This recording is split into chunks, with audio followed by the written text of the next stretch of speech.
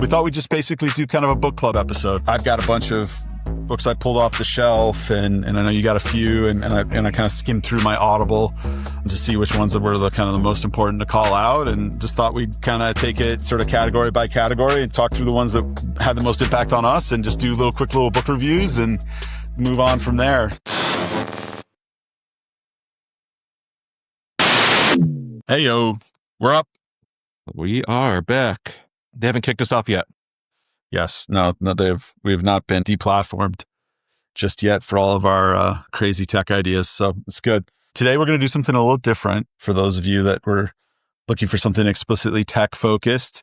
We're going to talk a little bit about tech, but actually something happened over the weekend. The new Stripe Press book, The Scaling Era, An Oral History of AI, 2019 to 2025 just dropped. We're excited to read it together, and then kind of got us talking, what other books do we have a shared history of or have been influential? And we thought we'd just basically do kind of a book club episode. I've got a bunch of books I pulled off the shelf, and I know you got a few, and I kind of skimmed through my Audible to see which ones that were the kind of the most important to call out, and just thought we'd kind of take it sort of category by category and talk through the ones that had the most impact on us, and just do quick little book reviews and move on from there. Without further ado, I'll kick it over to you first. What's your most influential coding technology book on you? Ooh, that's different because it's hard to answer that directly because there's a direct answer and then there's the indirect answer. But do you remember the first book that you bought me? It was way back. Boy, it might be this one. Ta-da! That's the one. That's the one. There it is. That for me is probably the most recommended book that I have out there. I probably have a good stack of people who have purchased that book because of my recommendations. It's so good on so many levels, but it also forces your face into, you did something wrong, own it. Or you didn't do something wrong, but own it anyway, because you probably could have done something to prevent it or help. For those of you who can't read this off the thing, it's Extreme Ownership, How U.S. Navy SEALs Lead and Win by Jocko Willink and Leif Babin. It's the book I've given away the most by far, and then also talked to other people into giving away. The way I would describe it is the antidote for one of the greatest generational diseases that we have in the world today, at least in the Western world, in terms of this sort of sense of lack of agency, right? Like the world is happening to me, not I'm happening to the world or happening for me. The core ethos of this book is you're not a victim. No one's a victim. Take ownership of the situation in an extreme way. There's this very empowering message. And obviously, these guys are former military. They're also, management consultants. And so it's kind of an interesting blend of war stories and sort of management consulting. I found it very compelling. And I got into it because our old CEO had one of Jocko's clips about the thing where he's like, good, bad things are happening, good. And I was like, who is this guy? Like, what is this? Then I read the book and I was like, oh, wow, this is great. So much of the time when organizations are struggling is because people don't feel empowered. They feel like the organization is happening to them. It has all these constraints and they can't do anything. And so it's about helping people sort of jump out of that. So yeah, that's a great one. But here's the thing though. Here's the thing with that one though. There's an asterisk by that I always recommend that you get the follow-up book as well. The dichotomy. Yeah, you love the follow-up. The thing is that you can take ownership of, let's just say, in tech, you've taken ownership of a solution. Like, this is mine, this is my app, this is my everything. I am going to make all the decisions of this. And then you've become the bottleneck of it. And so I always recommend that if you buy this, you have to get the follow-up as well, because there's people who can take that too far, even in our day-to-day lives as engineering leaders, that no, everything has to roll through me. I have to make all the decisions. I have to make all the architecture choices. I have to make the org design. I have to do everything all on my own. And then you become the single point of failure for everything. So spinning that into the tech world and how we do things, you can easily say, yes, you own everything. You own the outcomes of everything, but you don't own the decisions of everything. So make sure you're building your team up around you. So yeah, it's not an excuse to be a tyrant and a control freak or to make yourself go crazy, right? Like one of the things about that mindset of everything's your responsibility is that's incredibly oppressive if that's put on you by a third person, right? Like if your boss is telling you, this is all your fault, blah, blah, blah. Like the boss has a bad meeting or something like that. You didn't prepare me properly. It's like, that's not fair, right? Like that's not healthy. And you should not do that to your subordinates or your team. But if you're voluntarily taking on the thing, it's like, hey, my boss made a bad decision. That's my fault. I should have given them better info. I should have persuaded them. I need to figure out how to do that better next time. It's a big difference. It's kind of like this, one of these other ones I've got, right? Like Radical Candor, which is another really good book. People take the idea and they oversimplify the idea, then they turn it into this weaponized thing. That's not the thing to do. It's about taking accountability and not letting things happen to you, but leading out into the world and being proactive is fundamentally what it is. Yeah, it's funny you bring up Radical Candor, because that's one of the earlier ones that I read when I became a technology leader. It was recommended on a lot of book lists, and I go like, okay, well, I'm getting into technology leadership. What should I be reading? And Radical Candor was high on the list. My copy of that, fun story on that one is that I brought it to the office when my first couple of weeks, it was in my bag. I had it on my desk. I was just flipping through it, and then COVID hit and I couldn't go into the office. So my copy of Radical Candor was sitting in the office however long it was, the year or 2 years until we could get all our stuff back. It's a little worse for wear on the fading at this point. Yeah. Well, mine's in good shape because I actually didn't read it. I don't think I just flipped through it, so it's just been on the shelf, staying nice and prepared. But I would have thought that would have been under your pillow with how radical your candor can be. And it's just absorbing into your brain. Yeah, I mean, I think it's one of those things. It's an idea you can pick up really quick. I think Kim Scott's actually gone out.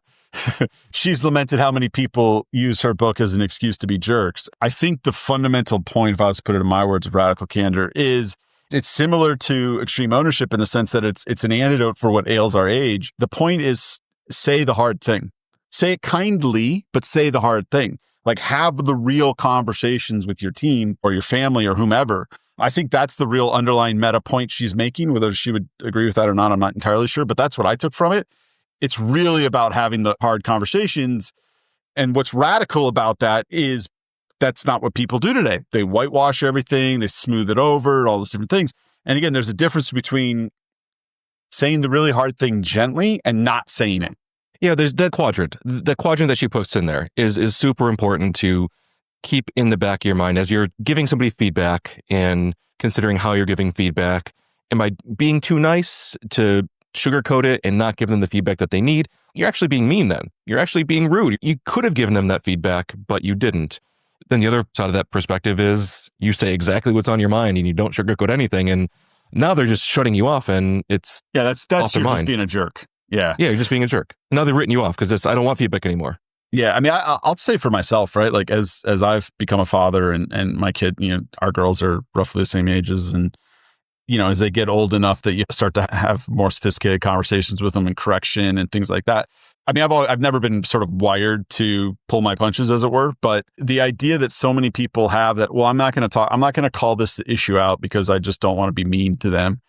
Such a cop out, because it's like you wouldn't do that with your kids if you actually cared about your kids. If they're doing something dysfunctional or whatever, you point it out, but you do it with love and you do it with their best interests in mind, and you'd work through it and try to help them get better. You wouldn't say you suck. You would say, okay, hey, when you did this, I think it's better if you would think about it this way. I think your thinking about this particular topic is a little off. If you have that conversation, you're directly tackling the issue. You don't have to crush their soul to do it. And it's the same thing in a work environment and a leadership environment. It's about finding that. In the kind of the same vein, this is a book that I have a lot of positive thoughts about. And I have so many friends that have said really good things about it. I've never actually read it myself. I mean, you've referenced it before, even on our podcast, I think, but the Turn the Ship Around by David Marquette, like Captain David Marquette. Why don't you talk about it since I haven't read it? I think the biggest takeaway on this one is don't ask for permission. Tell me your plans and let's work through it together. It turns people from asking to do something and turns them into providing a plan for, can I go fix something? Of course you can go fix something. Can I do it this way? Always asking for permission treats people that they are your subordinates in a way that they have to ask for your okay to make decisions. And instead of making people decision makers and thinking of solutions, they're always using your brain to make decisions. I got my own problems to worry about here. I can't think of your job as well to make decisions on. So tell me your plan. Let's talk through it. And then, okay, I don't know how many times I've said to people asking to do something, my first answer is don't ask for permission. Just tell me what you're going to do. You can see them just going quiet for a while and then they're typing. You can just picture them, their gears turning in their head a different way. And they just say, okay, this is what I'm doing. Okay, go. I've actually had people thank me for that, to say, thank you, because you treat them like the adults they are instead of a child asking for permission to get a drink of water. Like, I recommend that one often as well. I don't know how many people have actually read it, but for me personally, putting that into practice of don't ask me permission, tell me your plan. It's pretty impactful to you once you treat people that you trust them. They're going to trust you in return for one. They're actually going to probably surprise you more often than not that their plans are pretty darn good. Mm-hmm. I don't know why you haven't read that one. That's a good one. Read it. You're getting on a plane tomorrow. Read it. Yeah, we'll see. We'll see. Maybe that I do have quite the list, but yeah. No, it's a really powerful message for sure. I think taking action is always better than not, and giving people the ability to take that first step, and then you can shape what they're doing as opposed to having to drag them along and they're feeling oppressed in the process. So that's a good one. All right, come on. Any tech books? Like anything that comes to mind, like when you think about like how you learned to program or anything that helped you make like a big leap, or were you just a tutorial and just get in there guy? I'm just a get my hands dirty kind of guy. You know, back when I learned tech, there were books, but for me, I just learned better by just doing and making mistakes and Googling the fix and just fixing until it got the right thing. But I don't have many specific technology books on the shelf here. It's mostly been things that I just can't get my hands dirty with and iterate quickly on. In tech, you can fail fast and make a decision, fail fast, and figure out why. But in others, you can't as well. So I don't have too many on my shelf that are more on coding or programming. Yeah, this book's probably 15 years old at this point. This is what I sort of learned my initial programming book. I had a bunch of different ones. I tend to there's something in my brain that thinks that you can learn from books from just being in your presence instead of actually doing the work and reading them. I don't know what that is, but it's definitely a thing. But yeah, I mean, I had no idea what programming was. I'm like trial and error, boop, boop, boop, boop, boop. And I just learned PHP by, like you said, trial and error, Googling things and books like this and just looking at the references and sort of slowly building up enough competence to actually build an app. And then I've got a bunch of O'Reilly books, a bunch of technical books. Some of them are pretty good. Some of them have never been cracked. This is probably the only other one like that I would keep as like a reference material for years. Again, it's not really necessary anymore because, well, for one, it's probably, I mean, what year is this? This is probably like 2010, 2012, somewhere in there. It's all online too. You got the MDN and it's all there now. Like we have all this stuff. Like the first edition was 96. The fifth edition was 2006. So this is a 2006 book. So this was really useful for a long time, but then obviously it became less as the online resources got better and better. Technical books tend to be useful when you're either just starting out or the topic's really new.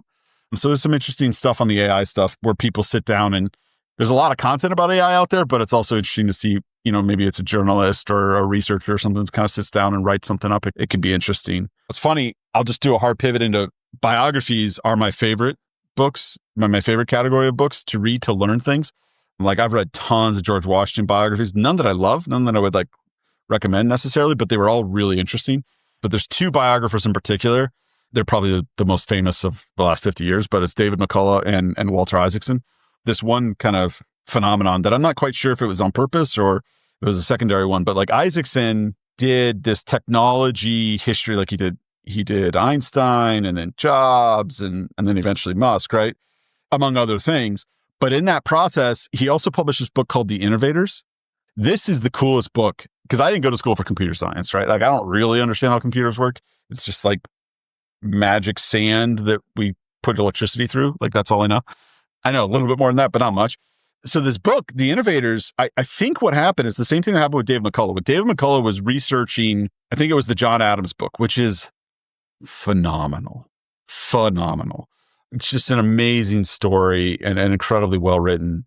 They turned it into an HBO miniseries that Paul Giamatti did. If you haven't watched that, just phenomenal. It's like 7-8 hours worth of, it's like a big long movie. It's fantastic. As a result of that, he had so much research about the overall Revolutionary War that he actually wrote another kind of aggregate book called 1776, which actually became more popular and more successful than the original book. Innovators, I think, was like that, but it basically, by telling this light version of the story of the lives of all the people involved, all the way up to like Gates and Jobs and the Babbage machine and all the way up through the chips, all the way into the personal computers. It was a really cool way to learn about that. First of all, learn the history, but then secondarily, actually the technology makes more sense as you understand how incremental it is. Computers are black magic, right? Like, especially now GPUs and AI, it's like, oh, it's just for 99.7% of the population, it's completely unintelligible what's happening, right? It's indecipherable from magic. We would have called it magic 2,000 years ago. If you look at it over the history of the 150 years of computing, when, the original Babbage machine was created, it was a mechanical shrinking device that did calculation, to Turing. Like, it all makes sense. And it's like incremental and almost, I don't want to say inevitable, because I think history is not so kind of on a curve. I think people do influence in people's choices and life and all those different things, but the momentum of the discovery and how one thing led to another, led to another, led to another, and all of a sudden we have supercomputers in our hands. It's really, really cool. I recommend that one. It's fascinating. Innovators by Walter Isaacson, all the Isaacson stuff, all the McCullough stuff. Fantastic. I haven't actually gotten through the Musk book yet, but I own it. It's on a shelf somewhere, and it says same as Jobs, but I just haven't gotten through it yet. But those have been awesome. I really recommend the biographies. Biographies of people that are still alive are kind of weird, but they're very interesting. And they're a great way to learn history too. When people tell history about events, I'm more interested in the people. Like, I mean, the event matters, right? Like World War II, but like Churchill is fascinating. Like seeing it through the eyes of a particular person and then multiple people seeing the same event, you get a richness that you don't get from like a history book that's just telling you the events. And there's a grittiness that comes through in the personal stories. I don't know. Any biographies that stick out to you? I haven't really got into biographies much. I guess my biggest gap has been like the management things and the technology leadership. And that's where I had to spend a lot of time. There's a lot you can learn from them, but they do get repetitive. And so I think what another category that's helped me is Ryan Holiday. Is the Stoics. A good even-keeled voice on...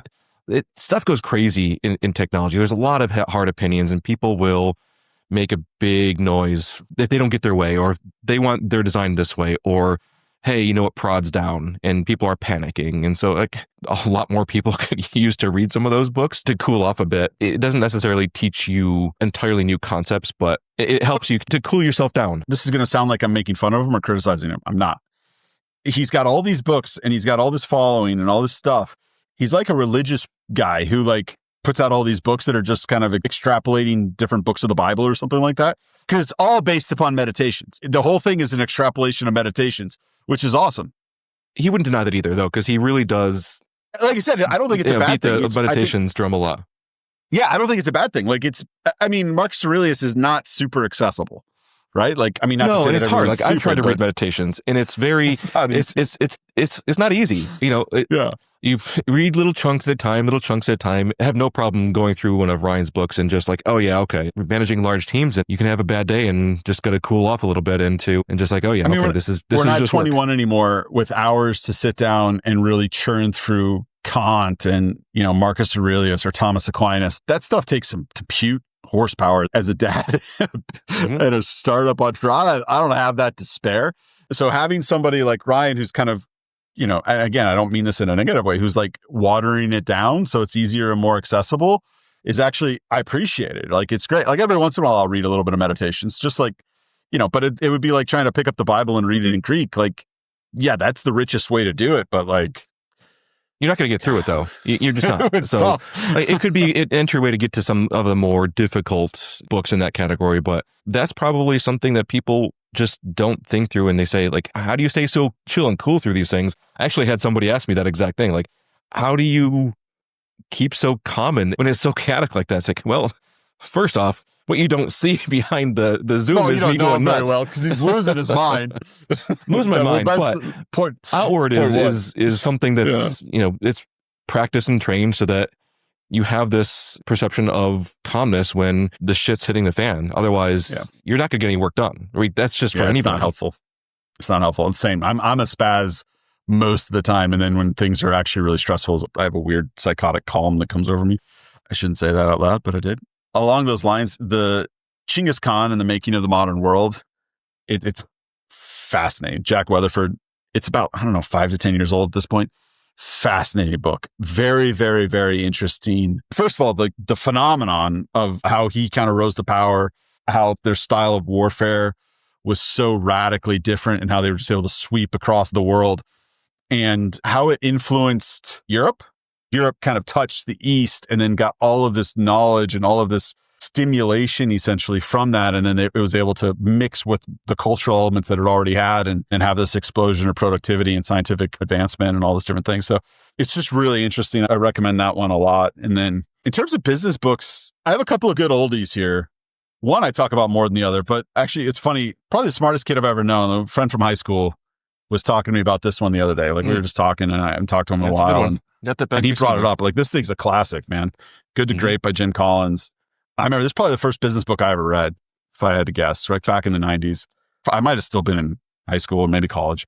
This is kind of a good, solid, classic MBA thinking stuff without most of the BS that comes with that. There's some good frameworks about how to think about things and what really kind of helps take companies to the next level and stuff like that. So there's some interesting stuff there, but I still recommend this one. This is, in terms of pure management technique, High Output Management by Andy Grove is, to me, the quintessential. Like, the guy, he's so brilliant. So Andy Grove was the CEO of Intel, right? And when Intel was a big deal, and he actually helped turn them around because it was in the 80s and they were lagging and the Japanese companies were taking over and all that type of stuff. Two big things that I remember from that book. One is, as a leader, your output is their team's output. So thinking about how do you get the best output out of your team is your output. And then that's what you should judge yourself on and how you should be judged and all those different things. And there's a bunch of framework stuff. OKRs are essentially an extrapolation of this book. The guy that worked for him is the one that kind of popularized OKRs based upon this. It's a little bit more approachable, software-driven framework. But the cool thing was, he talked about all this stuff, process design, all these different things, in the context of like a diner, like a breakfast place, like a Denny's type place, right? Where you're going in, okay, well, here's the order, right? You got an orange juice, you got a coffee, you got this, whatever it is. And like thinking about, okay, hey, well, you have to think about your supply chain in this way and how do you order it so these things all come out at the same time and like, but thinking about that in terms of like a multinational company, right? How do you take that type of process thinking to make a hot breakfast come to the counter at the same time without it being super inefficient? How do you take that same mentality and take it into running an organization? I just thought it was brilliant. And I would always. Yeah, I think I've had that in my Amazon shopping cart for a couple of years now. And I've never clicked buy on it. It's sitting here right now. If I were to buy it, it's right there. But we'll see. We'll see. I'll pick it up for you. We'll do it that way. Business expense. So let's go. All right. I have a few others before we were doing this. I scrolled through my Audible. I have a few others I don't want to hit. Actually, on that point, I think there's certain people who are very pro get the hard copy book or get the audiobook only. There's certain authors who do a great job on the audiobook. Jocko does a great job when he narrates. Ryan Holiday does a great job narrating his books. And sometimes there's both. They get both, and then you can listen to them. And people are saying, "Oh, I never thought about just getting it that way. I'm going to do that," and they absorb the material so much faster when it's in their preferred way. They just either forget, don't think through it, or I don't have time for books. Get the audiobook. Oh yeah, okay, never thought of that. So there's nothing wrong with either way. That's what's happened for me. Most of the books that I care about to consume, unless they're like very businessy, where I'm like going to look at them and highlight them and flip back and forth and use them as a reference, I will generally do Audible. Because like, again, carving out 2 hours that are, time to sit down and like give it my full attention. Like, one, my brain doesn't really work that well anymore. But also, it's just hard to find the time. I'm at kids' soccer or doing some dishes or whatever, taking a walk or in the car usually. And also, audiobooks are so well done generally, especially the kind of books that I'm reading, that I can speed them up. My default speed for like business books and things like that is 1.75. That works really well. So that keeps my attention. They're taught to speak slowly and clearly, and it puts me to sleep. If you speed it up to 1.7, it's basically conversational pace. It's much more interesting. So it's a good call. High Output Management, I have the physical copy and I have the audiobook. Extreme Ownership is a great example. I don't think I've ever cracked this actual copy, but I've listened to it probably 2 or 3 times. You and I are both, I think, this way a little bit in a weird way, where it's like, I'm going to own and display a book as a statement of values sometimes, right? And so there are books that I've done that where I've listened to the book and then it's like, I want to get the hard copy because I just want it in my house. I want the physical representation of these ideas around. I prefer to have the hard copy first and then might get the audio as well, but I got to have the tangible thing so I can go back and I'll go back a couple times and reread a paragraph or two because it just makes sense. It's like you're sanding a block. Sometimes it just the first time doesn't get through. Like, oh yeah, okay, that makes sense. What's interesting along those lines? I used to love Kindle. I've completely gone away from Kindle. If I want it right away, I listen to it. Otherwise, it's a book. Now, with travel and stuff, I would rather read on here, to be honest, because my books always get destroyed whenever they end up in my bag somehow. I don't know what it is about me and the way I travel, but they always get like, that's why this How I Put is all crinkled up because it just got destroyed. If I'm going to get a book, it either goes to audiobook or physical, whereas there's probably a 10-year period where all I did was Kindle. They cost the same too. So what's the point of getting the Kindle or the hard copy when the Kindle costs the exact same as the hard copy? It depends. Some of them, like this guy's probably like $35 and the Kindle's like $9. So yeah, but if it's a book that's worth getting and you know it's worth getting, a book is so cheap. If you're paying $35 for the book, it's so cheap in terms of the value. Like this book is worth millions of dollars to individuals. Easy. Yes. Over the course of their life, right? If you're someone that struggles with high agency, and I mean, the Ryan Holiday stuff talks about this a little bit, I think, right? Like if you struggle with high agency, you feel like the world's always, you're just getting whiplash and all these different things. Like this could completely transform your life potentially if you absorb these ideas. Not to mention your career. Yeah, I mean, at $35 is nothing. Think about some of the other nonsense we spend money on. It's definitely better than a Netflix subscription or something like that. Although we still have that, of course, too. So can't get through a book list without mentioning 7 Habits, Highly Effective People. Every other year or so, I'll listen to that one again. I like his communication book too. He's got a few of them, but I think the communication one for me, that was something that I struggled with for a while. In particular, public speaking and getting in front of a crowd and talking. And now I'm going on stage and talking to people, partly because of taking away some of those things and being comfortable with preparing for an event or preparing for a speech, preparing for that, and then how to get into the mindset of speaking. It's actually really, really valuable for those who might struggle with talking in front of others and how to get over that and how to make sure that the people that you're speaking with are connecting with you and you're connecting with them. It was one of those that you kind of get through in chunks, right? You go through a phase and then you maybe reread it and really make sure you understand it. But then a lot of his books I found that are worth rereading. Some of them are one and done, but his books are worth rereading for sure. Yeah. One that I didn't mention, you kind of talking about values without getting into that. I think it is useful for business though still is the 12 Rules for Life. I think that's a great book. I think there's some really good sort of fundamental principles in there that are useful. I know there's some controversy surrounding the guy, but the ideas by themselves are pretty outstanding if you can ignore all the rest of it. 2 other authors, 3 or 4 books that I wanted to hit on as well. Atomic Habits is a really good one, right? Like if you're just like in that, I'm stuck, I can't figure out how to get anything done, which is me like 3 times a day. There's just some really good practical thought processes and steps to break it down. But actually, Peterson from the 12 Rules sort of talks about this type of thing too. Your goal should be almost embarrassing that it's so small and then get the win and then build momentum and things like that. But I think James Clear with Atomic Habits puts in some stuff around like kind of hacking the way that the human brain works and the reward systems and some stuff in there where you can sort of trick yourself into behaviors you want to instill. I haven't been able to fully apply it to my life, unfortunately, but it's definitely positive. I don't know anybody that doesn't think highly of that's read it. And it's definitely it's a classic. That'll stand the test of time for many, many years. Yeah. And then my favorite like business author that is sort of, I don't know how you would describe his stuff. He's not really pushing ideas so much as he's kind of storytelling with principles involved in it. Ben Horowitz, the venture capitalist, wrote a book about his time up to and during and shortly after the .com bust, the years after that, and running the company. He eventually sold to HP, I think, or spun out of HP or something. I don't remember all the details, but that was just a really interesting book about, it's called The Hard Thing About Hard Things. Great book. It's just a fantastic book about like how brutal it is to run a company. Mm-hmm. And not in a whiny, like, oh, poor me, I'm worth, Ben's probably worth $1 billion now. Like he's not trying to do it that way. It's just like, it's just the difficulty and the hardness about it. And it's just like, yeah, hard things are hard. He had a follow-up to that is more about culture, that is called What You Do Is Who You Are. Most books that are explicitly on business culture make me want to gag. Vomit, yes. to use the polite word. But it's really, really, really, really good. And I like Ben. I'm a big fan of Andreessen Horowitz in general. I think some of the stuff that they've done over the years has been awesome. Mark is amazing and interesting to listen to, but Ben's also quite interesting. It's actually funny. Ben Horowitz has published these really thoughtful, entertaining books. And I don't think Mark's published any, but he goes out and gives these talks that are just like blow your mind.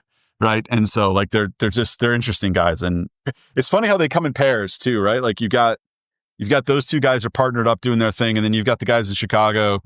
I don't even know what they call themselves these days, if it's Basecamp or 37 Signals, but Jason Fried and DHH kind of some similar dynamics where they help pioneer some ideas. Their book on remote work is seminal, right? They'll give it away for free. If you're interested in that one, go find it. Just Jason Fried and DHH. I'm sure they can just download the PDF somewhere.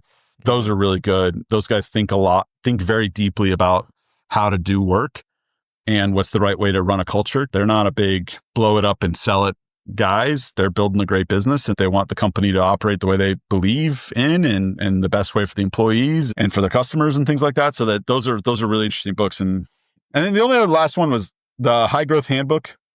For some reason, I just really wanted to hit on that one. That's one of those good reference books, right? Like you're like, hey, I want to flip through and kind of look for ideas and things like that about, I think Gill, I think is the name of that author. So, that's kind of my list.